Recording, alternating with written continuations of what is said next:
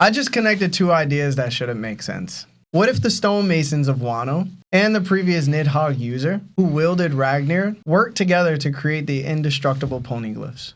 Imu, arguably one of the strongest beings in the entire series. His power, Omen, appears overwhelming in nearly every aspect. Yet, when Imu attacked the ice prison containing Gunko, a prison created through Ragnir's power, even while unleashing Haki and Omen, he failed to leave so much as a scratch on it. Very few objects in One Piece have demonstrated that level of durability. The only things that immediately came to my mind was the Poneglyphs. The shape of ice Nibelheim created, and even Loki's hammer, Ragnir, bears a striking resemblance to a Poneglyph. Then there's the historical side of this theory. Elbaf is home to legendary shipwrights who wield massive warhammers known as the Galela Giants. And maybe they were responsible for constructing Pluton on Water 7. We also learned in Wano that Pluton has been hidden beneath Old Wano all this time. If the Galela Giants truly built Pluton and it was hidden within Wano, then Elbaf and Wano were likely allies at some point in the past. And if that alliance existed,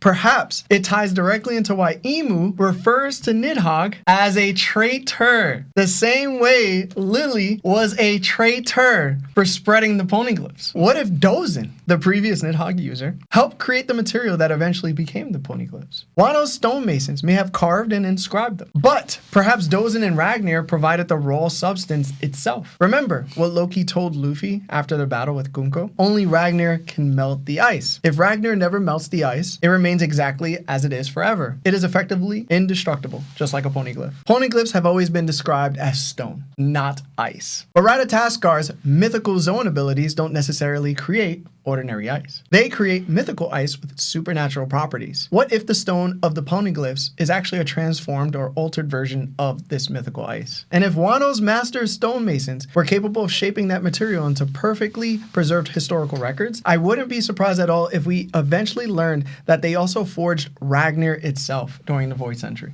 If that turns out to be true, then the creation of the Poneglyphs may not have been solely a Wano achievement. It may have been the result of an ancient alliance between Wano and Elbaf, a giant named Dozen, who was branded as a traitor by Imu because he helped preserve the Poneglyphs. We could consider the stonemasons of Wano ice sculptures. Aha! Yo, you cooked, bro! He cooking! Yes! I'm with it! And you know what they do with the ice sculptures? They use a hammer, dog! Yeah.